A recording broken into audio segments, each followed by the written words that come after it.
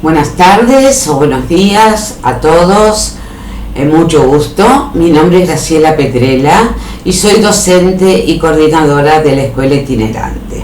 Bueno, la escuela me convocó para que esté con ustedes a los fines de dar una clase teórica que tiene que ver con la integración de todos aquellos temas que ustedes han visto desde el inicio de su segundo año hasta el presente.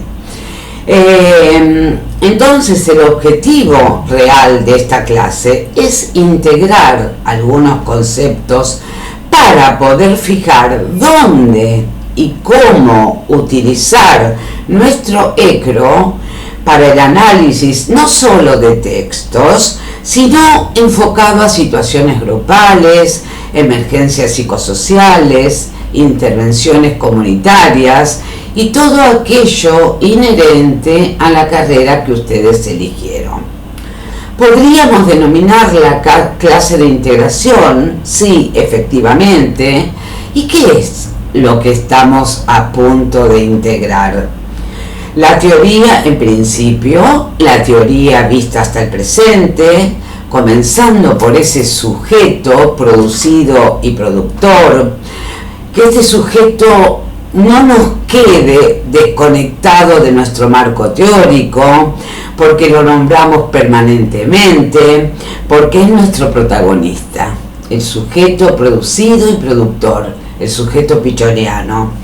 Lo tenemos acá, ¿no es cierto? Lo tenemos que sacar del papel a este sujeto para poder llevarlo al contexto real, al aquí y ahora, y como ustedes ya han visto, en sus condiciones concretas de existencia. Quiero confesarles que yo, para dar esta clase teórica, me hice un pequeño registro de los títulos de las clases para tener un ordenamiento, porque si no iba a ser un lío para mí y una confusión para ustedes. Así que cada tanto voy a consultar la agendita que tengo acá para ver con qué tema voy a seguir la clase. Bueno, para que estén acá, este segundo año los está proyectando a ustedes a futuras prácticas. Sépanlo, ya algunas hicieron. Primero como observadores, en tercer año por supuesto, y luego como coordinadores de grupos. Están realizando ese recorrido que lo llevará el próximo año también a realizar un trabajo de investigación en terreno, como le decimos nosotros, trabajo comunitario, respaldado posteriormente o en forma simultánea por un proyecto propio. Para eso, para llegar a todo eso, tuvieron que hacer un pasaje por aspectos teóricos referidos a las relaciones intersubjetivas entre los sujetos que se establecen en base a necesidades. Por eso decimos, por eso insisto en esto del sujeto de necesidades. Pichon completaba ese punto diciendo necesidades que solo se satisfacen socialmente en relaciones que los determinan. Dichas necesidades tienen un matiz y una intensidad particular para el sujeto. En principio las experimenta en el propio grupo. Y acá ya nos estamos metiendo, grupo de formación, que es este en el cual ustedes en este momento, al cual pertenecen y están escuchando esta clase, por supuesto, que es ni más ni menos que el grupo operativo centrado en una tarea. Así se denomina, grupo operativo centrado en una tarea.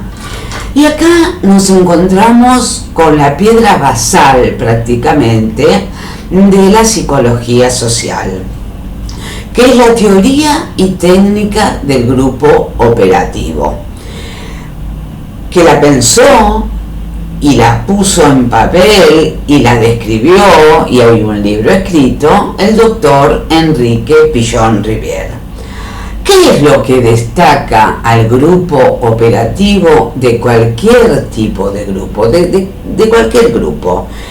¿Qué es también, no es cierto, lo que lo destaca dentro de nuestro ECRO? Esquema conceptual, referencial y operativo. En principio, lo que lo destaca es una tarea, ¿sí? Porque es grupo centrado en una tarea que constituye, dice Pillón, su finalidad. Sigue la frase diciendo que están articulados a través de complejos mecanismos de asunción y adjudicación de roles.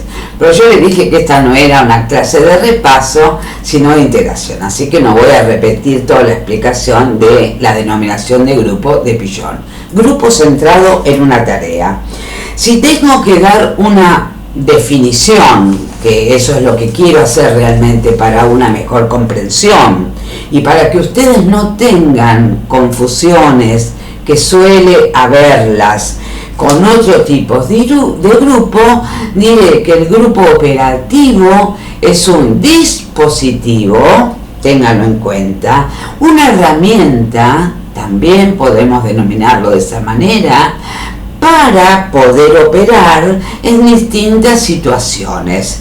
La finalidad y propósito del grupo operativo centrado en una tarea puede resumirse diciendo que su actividad está centrada en la movilización de estructuras estereotipadas. ¿Estereotipadas por qué? Pillón lo dice claramente, a causa del monto de ansiedad que despierta todo cambio. Acá nos está hablando Pillón de la resistencia al cambio. En el grupo operativo van a coincidir la tarea explícita y la tarea implícita, ¿sí? Bajo toda tarea explícita subyace otra tarea, por eso nosotros hablamos de dos tareas. ¿Y con qué tiene que ver esta tarea implícita? La implícita ya la conocemos, es lo que ustedes vienen a hacer acá, estudiar psicología social, recibirse de psicólogos sociales. En el espacio, en el momento del encuentro, en el grupo, desmenuzar y trabajar entre todos la resonancia que les produjo la clase teórica. ¿No es cierto? Eso hacen. Pero, como les digo, por debajo de esa tarea explícita subyace una tarea implícita que tiene que ver con el esclarecimiento sistemático de los conflictos que pudieran presentarse entre los integrantes del grupo, ahí donde existe un vínculo. Puede ser la comunicación, el aprendizaje y los vínculos entre ustedes, que pueden erosionarse por cualquier motivo. En realidad, todos motivos ligados a la tarea. Entonces, nuestra mirada, bueno, en el caso de los coordinadores, en el caso de quien tenga que analizar un proceso grupal, va a estar fijada en la relación intersubjetiva de los sujetos que componen el grupo. Y esta intensidad, estas necesidades, tienen su basamiento en las fantasías inconscientes, en los vínculos que a partir de allí se producen de tal o cual manera, nunca de la misma. Sabemos que todo vínculo, de acuerdo al concepto pilloniano, es bicorporal y tripersonal. ¿Qué quiere decir esto? Entre dos personas y tres cuerpos, dice él. Por eso es bicorporal, tripersonal. Perdón, me equivoqué. Dos cuerpos, tres personas, ¿sí? espero sepan disculparme. ¿Por qué? Ya lo recordarán ustedes, por la presencia real o fantaseada, acuérdense, real o fantaseada de un tercero. Pillon nos habla de un tercero que fija su existencia en el mundo interno de cada uno de nosotros. Él va a decir en el mundo interno de cada sujeto. Yo voy a utilizar el nosotros. Y que a su vez, ¿sí?, ese tercero operará como ruido en esta interacción de dos. ¿Qué podría ser un ruido? Les doy un solo ejemplo. Después ustedes, por supuesto, esto lo han estudiado. El prejuicio. El prejuicio es un ruido enorme que se interpone mayoritariamente en los vínculos. El prejuicio es uno de los ruidos. Entonces, ¿qué es la fantasía? Ya que me estuve ya metiendo en la fantasía. Bueno, integramos la fantasía al concepto de vínculo y al estar del sujeto en el grupo. La fantasía es un guión imaginario donde siempre está presente el sujeto y en el que puede poner a jugar mentalmente, por supuesto, sus impulsos libidinales y también agresivos.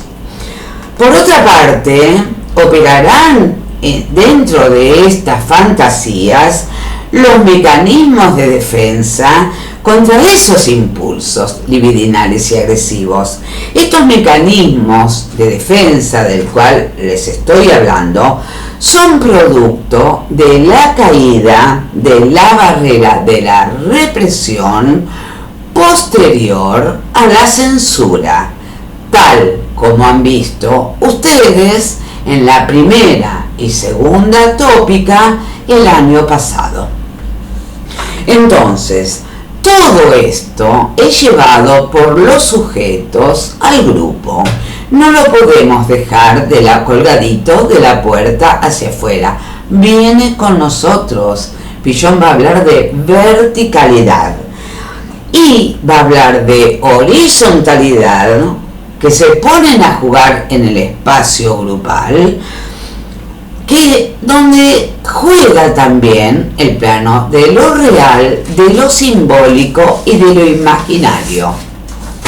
Entonces, junto a este concepto de fantasía que estoy enunciando, también vieron el concepto de imago.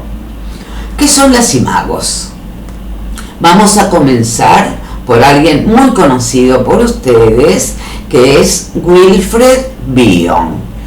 Para comprender en profundidad los desarrollos de Bion en relación a los grupos, es necesario, gente, saber perfectamente qué entendemos por imago. Se denomina así a ciertas imágenes prototípicas inconscientes que portamos cada uno de nosotros, que porta cada sujeto, y estas imagos principalmente son tres: la imago materna, la imago paterna y la imago fraterna. Mamá, papá y hermanos. Es más sencillo de lo que pensaban seguramente. Las imagos son pasajes fantaseados de seres reales del mundo externo a nuestro mundo interno, que como imágenes se cristalizarán en nuestro psiquismo con las deformaciones propias de tales internalizaciones. A ver, ¿qué quiere decir básicamente esto? Que yo internalizo a otro sujeto, cualquiera que éste fuere, como lo veo en mí, y no en cómo lo veo a él o cómo es él. Hay una deformación entre el otro real y el otro que yo incorporo a través de ese pasaje, poniéndole mis propias fantasías. ¿Estamos? Entonces, siguiendo con Bion e integrándolo a esto de las imagos, él va a decir que cuando un grupo no está en tarea, está en su puesto básico. Estos supuestos básicos son tres: supuesto básico de dependencia, supuesto básico de ataque y fuga y supuesto básico de apareamiento o emparejamiento. A cada supuesto básico le corresponde una imago. En tal sentido, entonces, Bion nos va a decir que cuando un grupo está operando bajo un supuesto básico, la tarea resulta empobrecida. Podemos decirlo así como medio brutalmente, que no está en tarea. Él no dice exactamente que no está en tarea, pero dice que la producción es empobrecida, porque el grupo está bajo su puesto básico. Vamos a otro autor que también toma esto de las fantasías, que es Didier Ancier. Ancier dice que el ordenador psíquico inconsciente de cada grupo o del grupo apunta a construir un aparato psíquico grupal, y que los grupos se organizan y estructuran alrededor de la fantasía individual que cada uno de los integrantes aporta y pone a jugar en el espacio grupal. ¿Por qué lo hacen? Porque todo tiene un motivo, aunque sea dentro del orden de la fantasía. Es a los fines de conjurar, de controlar las ansiedades de los individuos, que los mismos ponen como estructuras defensivas. Así es que lo que para Bion denomina supuestos básicos, y son los tres que ya les mencioné, para Ancier, en cambio, las estructuras defensivas que se instalan y que en los cortes coinciden con las de Bion son 6 y las voy a enunciar. Sé perfectamente que ustedes las recuerdan: grupo ilusión, grupo boca, grupo máquina, grupo organismo, la fantasía de la muerte del padre y el fantasma de ruptura. De cualquier manera, estas fantasías terminan siendo ordenadores grupales. Tanto los supuestos básicos de Bion como las resonancias fantasmáticas de Ancier sirven, son útiles, por supuesto que sí, porque el grupo se enlaza, se ordena, hay algo entre ellos que facilita ese orden. Entonces, en las primeras instancias de formación de un grupo está muy bueno, por ejemplo, que estén en grupo ilusión, porque eso sirve para que se conformen. Muchas veces sirven para el pasaje serie-grupo. Pasan de la serie a como una ilusión grupal, y después todo eso se va velando, se va cayendo, y el grupo queda como más firmemente organizado. Entonces, pero Ancier también nos dice que cuando un grupo opera en medio de una fantasía, no está en tarea. Acá ven que hay una plena coincidencia con Bion. Él lo va a denominar polo fantaseado. A ver, cuando no está en tarea, cuando están bajo el ámbito de la fantasía, va a decir que están en un polo fantasiado. Y cuando trabaja, cuando el grupo está en tarea, lo va a denominar polo técnico. Entonces acá tenemos polo técnico y polo fantasiado, ¿sí? Para adjudicar a cuando el grupo está trabajando o cuando el grupo no está trabajando. Y ahora bien, ¿qué nos va a decir Enrique Pillon-Rivière? Más o menos sobre lo mismo. En primer lugar, Enrique Pillon-Rivière plantea como organizador grupal esto que ustedes conocen ya, que es la mutua representación interna y la tarea. Recuerden que para Pillon son los dos ordenadores grupales. Respecto a la mutua representación interna, hay como un pleno acuerdo también respecto a lo que significa la resonancia fantasmática para Didier Ancier. Porque lo que yo internalizo del grupo al que pertenezco es una percepción mía. Estoy atravesado por la subjetividad. Por eso también para Pillon, de alguna manera, es una fantasmática la mutua representación interna. ¿Qué es entonces esto? ¿Qué es la MRI, como le decimos? Es un entramado de representaciones o un entramado representacional que liga a todos y cada uno de los integrantes del grupo. El sistema, la instalación, como decimos vulgarmente, de la mutua representación interna, requiere un tiempo de instalación. Así como se requiere un tiempo para pasar de serie a grupo, se requiere también un tiempo para la instalación de la mutua representación interna. Esto debe trabajarse en los grupos operativos encuentro a encuentro.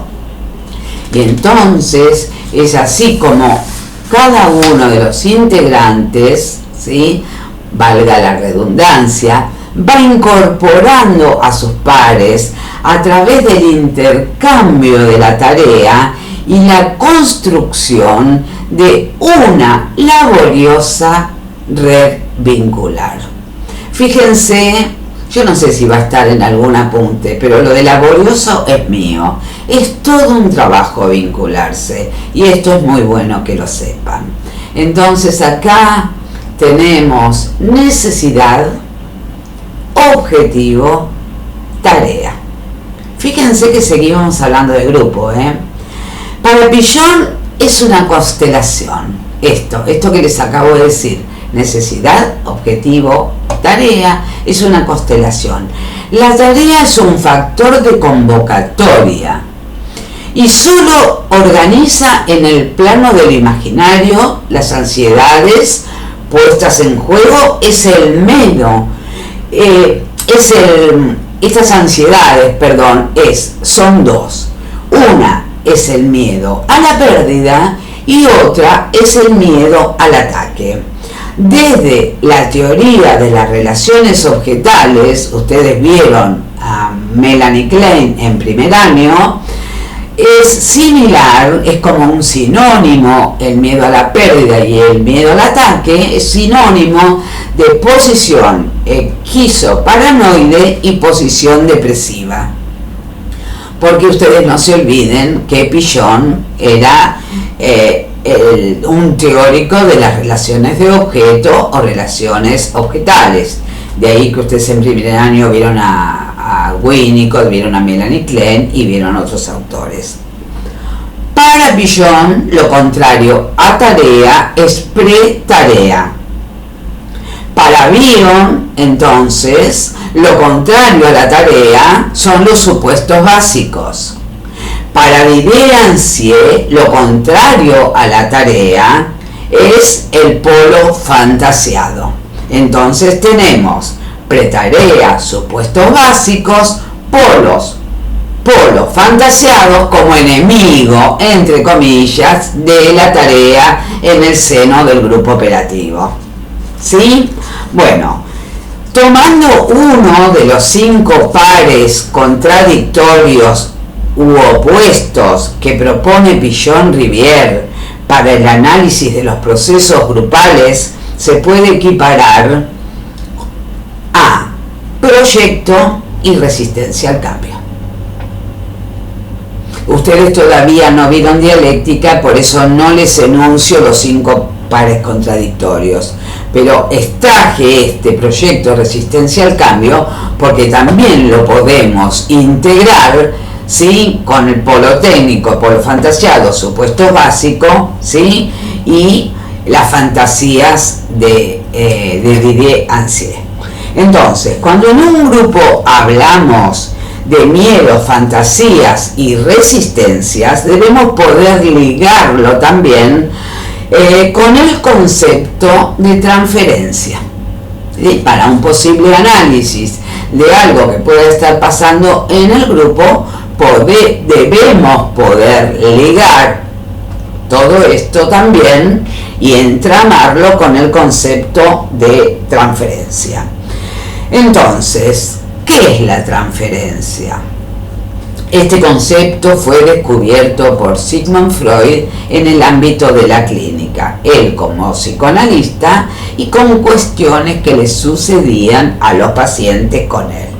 Entonces, Pigeon-Rivière brillantemente lo saca de la clínica, digamos, lo toma. Ustedes no olviden que Pigeon trabajó desde una epistemología convergente, toma la transferencia freudiana y dice que no solo en la clínica se pueden producir manifestaciones, fenómenos, usa la palabra fenómenos transferenciales, sino también en los espacios grupales, que era en donde él le ponía todo el trabajo, ¿no es cierto?, en los grupos. Entonces vamos a integrar a transferencia a esta clase teórica. Entonces, ¿qué es la transferencia? ¿No es cierto? Siempre tenemos dudas y cuesta aplicarla a un análisis. La transferencia es un proceso por el cual deseos inconscientes, esta palabra es fundamental, son deseos inconscientes, se actualizan sobre ciertos tipos de objetos en el marco de una relación establecida. Quiere decir que para que haya una manifestación transferencial tiene que haber por lo menos una relación entre dos, mínimo. Después Pigeon nos va a hablar de transferencias cruzadas, transferencias múltiples en los grupos, transferencia entre los compañeros, conferencia entre los asimétricos, o sea, hacia el coordinador, hacia el observador, múltiples transferencias va a hablar él.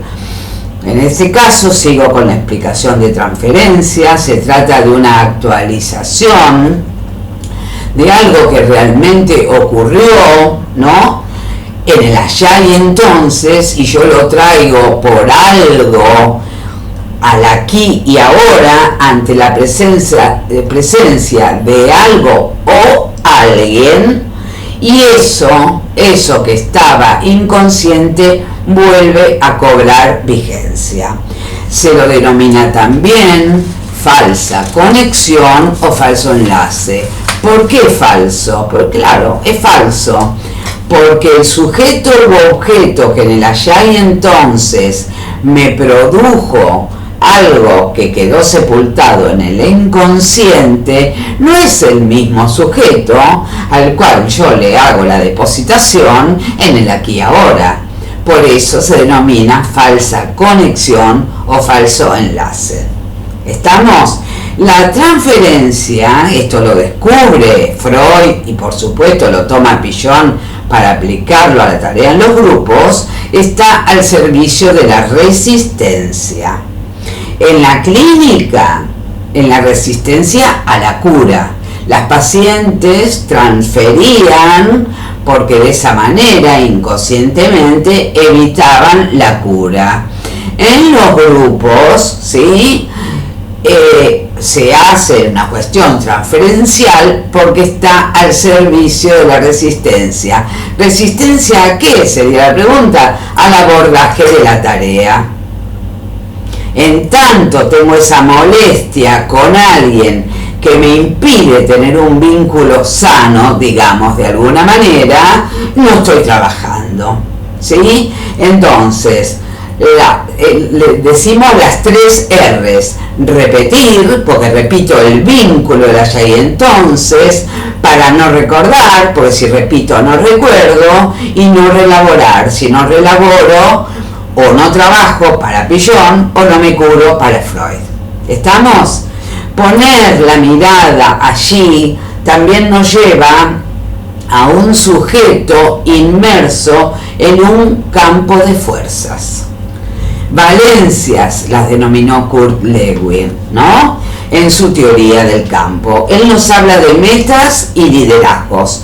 Asociado a esas metas, instalando Kurt Lewin la psicología social como una ciencia tendiente a un cambio social planificado. Kurt Lewin habló de valencias, habló de metas, habló de campo psicológico y nos habló también de liderazgos. Y dentro de los liderazgos enunció 3. El líder democrático, el líder autocrático y el líder laissez-faire. ¿Vieron? ¿Recuerdan ustedes que él hizo un experimento con niños, púberes eran, con estos 3, les encomendó una tarea y eran dirigidos por estos 3 tipos de liderazgo y los resultados fueron obvios, que mejor se trabajaba, todo era más fluido, la gente se sentía mejor con los liderazgos democráticos. Estas fuerzas que irrumpen en un campo o espacio la integramos con un dispositivo pensado por Enrique Pillon-Rivière, al que denominó cono invertido. ¿Sí? Este dispositivo del cono invertido, que ustedes también conocen y que lo vieron en primer año, se encuentra atravesado por distintos vectores. Kurt Lewin le decía fuerzas, valencias, ¿sí? Campo psicológico, donde hay metas, donde hay fuerzas. Pillon, cuando habla del cono invertido, nos va a hablar de vectores. Entonces los vectores son fuerzas provenientes de aportes grupales. En el caso de Kurt Lewin decía el campo y Pillon-Rivière dice el grupo. Entonces estas fuerzas son provenientes del campo grupal. Vamos a unir, vamos a juntar a estos autores y saben ustedes que los vectores son 7: tele, comunicación, aprendizaje, pertenencia, pertinencia, cooperación y alguno más que me olvido, pero ustedes seguramente lo recordarán. Tele, que puede ser positiva o puede ser negativa. La tele positiva es la predisposición de trabajar con otro y la tele negativa, ¿sí? Es la negativa a trabajar con otro, porque ese otro no me gustó, no sé por qué, ese es el tema, no sé por qué, pero no me gustó. Es también después un trabajo ver qué me pasa con el otro, pero en principio no confundir con transferencia, es una cosa distinta, es un mecanismo, la tele es un mecanismo consciente de un proceso inconsciente que sería la transferencia, ¿sí? Bueno, en este campo de fuerzas dinámico, de fantasías imperantes, también debe ser pensado desde la teoría del rol, ¿sí? En principio, Enrique Pillon-Rivière toma para desarrollar su teoría del rol a Jacob Levi Moreno, que fue un psiquiatra, psicodramatista muy reconocido, que hizo casi toda su carrera en los Estados Unidos, pero también epistemológicamente toma la teoría de George Mead, la teoría del interaccionismo simbólico, y el otro generalizado que ustedes vieron cuando tuvieron acceso a los grupalistas, aquellos que también pensaron la psicología social y desde la teoría de los grupos, ¿no? Entonces toma a Moreno por el tema de los roles y también a George Mead. ¿Qué hace George Mead con sus teorías? ¿Por qué la toma Pillon? Mead nos da la posibilidad de poder jugar una diversidad de roles e interpretarlos en los grupos. ¿Por qué? ¿Por qué podríamos jugar una diversidad de roles? Bueno, Mead dice que desde pequeños asumimos distintos roles. Ya en el juego, ¿se acuerdan que él hablaba de game y play? En el juego de los niños ya se veía la asunción y adjudicación de roles. Jugar a la mamá y al hijo, a la maestra y al alumno, al jefe y el empleado, al poliladrón, policía ladrón, al médico y al paciente. Ese juego en los niños se iba internalizando y ya después de adultos, ¿no? Nos quedan grabados esos roles que nos dan la posibilidad de, cuando él habla del otro generalizado, recuerdan que da como ejemplo en el sentido que cuando nosotros vamos a hablar con alguien, mantenemos una conversación o nos encontramos con alguien en la calle, en un pasillo de la oficina, en cualquier lado, cuando hablamos, cuando nos comunicamos, cuando decimos algo, no, ya por su gesto, por este gesto anticipatorio, así le denominó él, nos damos cuenta cómo le está cayendo lo que decimos.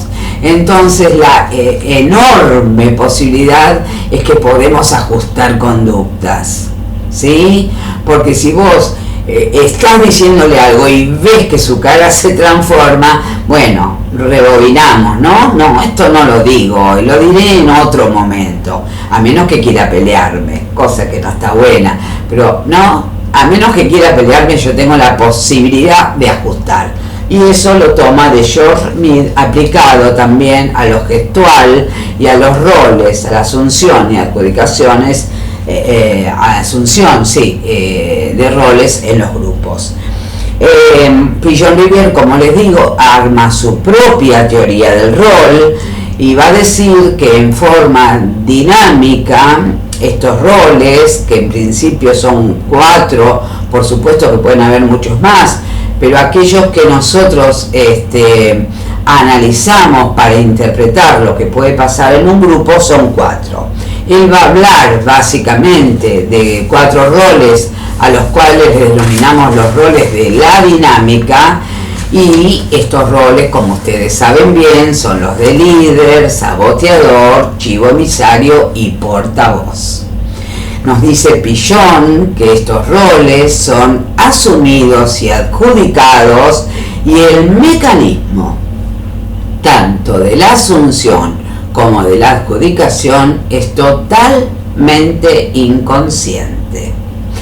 Fíjense ustedes qué interesante que Enrique Pillon-Rivière, siendo psiquiatra y psicoanalista, no usaba mucho la palabra inconsciente. Él nos habla de lo latente, nos habla de lo implícito como sinónimos del inconsciente, ¿no? Vieron que hoy recién cuando hablamos de tarea, estaba esta tarea implícita. Él no dice la tarea inconsciente, dice la implícita. Él trabaja más con esto del orden de lo preconsciente. Sin embargo, cuando él habla de su dinámica de roles, ahí sí, usa el término inconsciente para decir que tanto el que lo asume como el que él o los que se lo adjudican lo hacen de esa manera, ¿sí? Desde su teoría de las 3D y refiriéndose también a la dinámica de roles, vamos a integrar la teoría de las 3D también a esta clase. Él nos va a hablar del depositante, yo me voy a hacer cargo en esta clase, el depositario, el otro y lo depositado. ¿Qué es lo depositado? Bueno, él nos va a hablar nuevamente de las ansiedades básicas. Y reitero, porque él lo dice bien clarito, que son básicas, de hecho están en el cono invertido, abajo las vamos a ver, dicen que son universales, que es el miedo a la pérdida y el miedo al ataque. Muy bien. Todo esto nos lleva a una conducta del sujeto.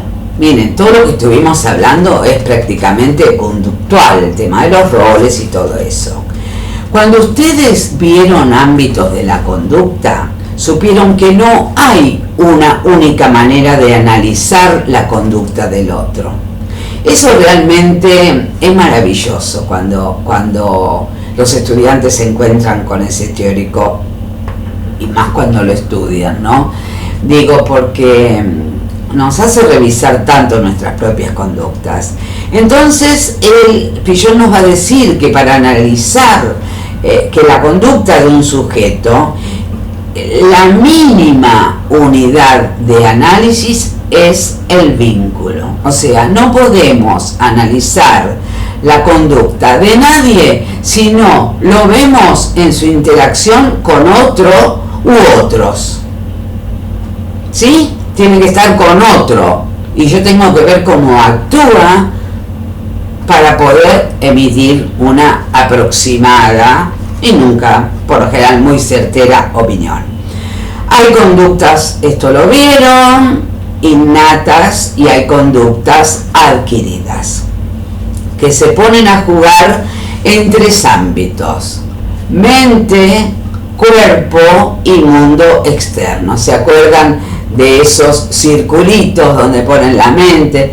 Y entre ellas conforman una estructura, ya que no son independientes, están absolutamente ligadas la mente con el cuerpo y con el mundo externo, y a la inversa.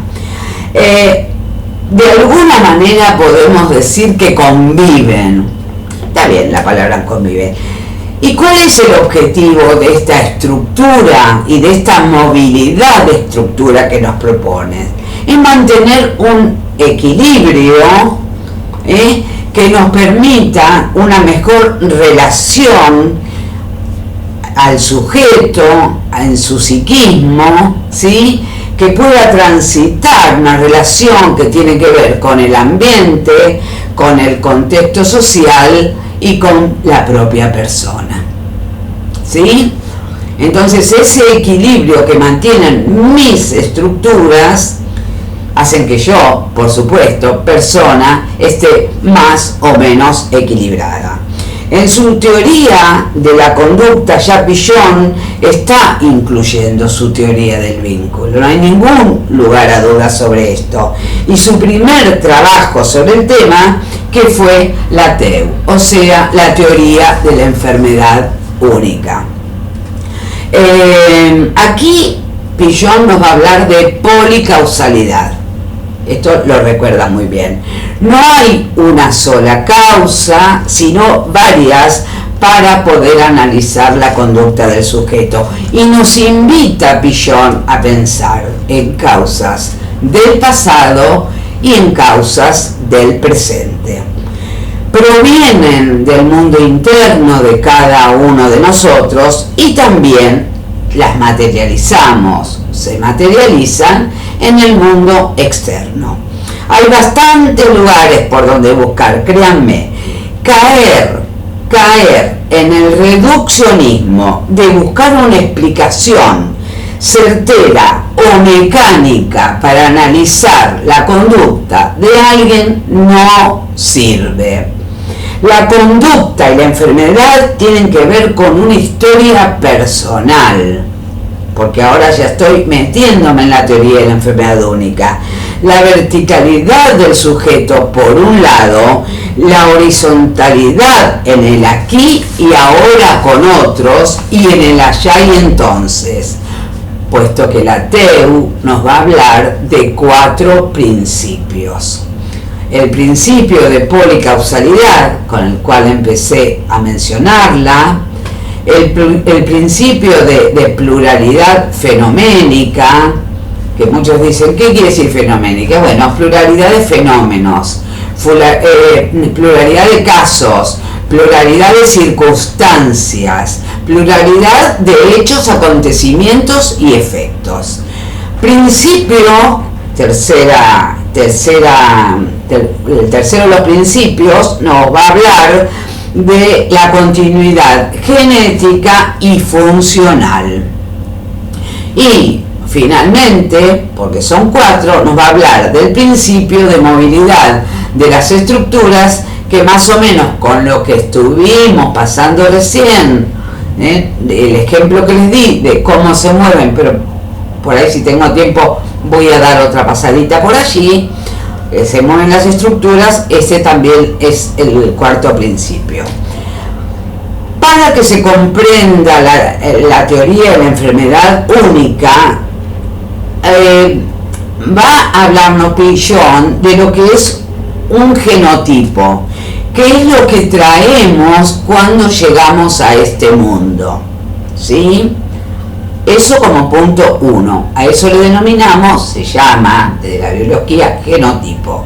Y de un fenotipo, que es cuando el feto, ¿no?, ya está en relación con el afuera, y a través del vínculo con su madre, comienza a operar la situación triangular.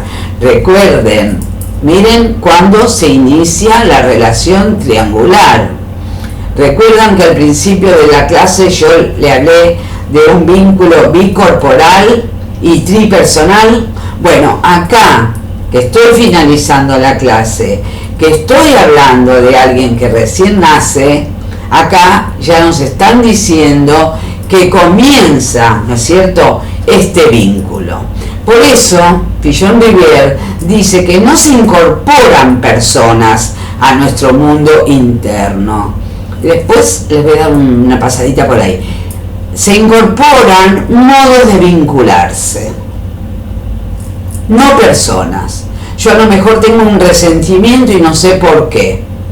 No es que incorporé a una tía odiosa, incorporé un vínculo odioso. Vaya a saber con quién. Entonces, acá al momento del nacimiento comienza la relación triangular, ¿sí?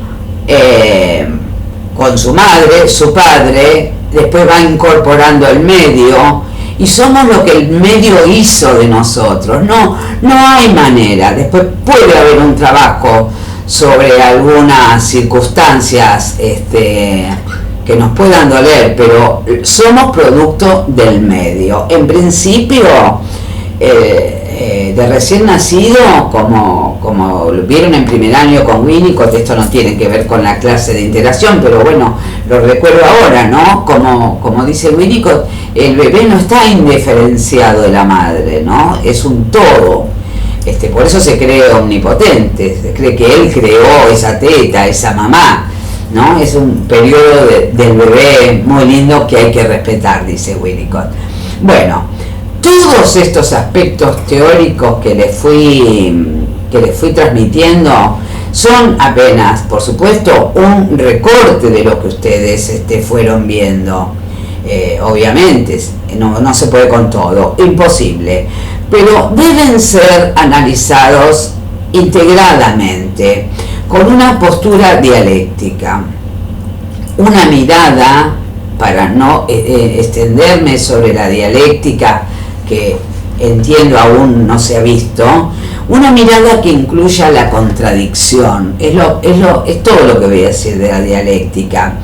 Que incluya que así como algo puede ser lindo, puede ser feo, como hay un día, hay una noche, como hay un pimpollo, hay una flor, y antes del pimpollo hubo una semilla. Bueno, después cuando vean dialéctica se van a enamorar del tema.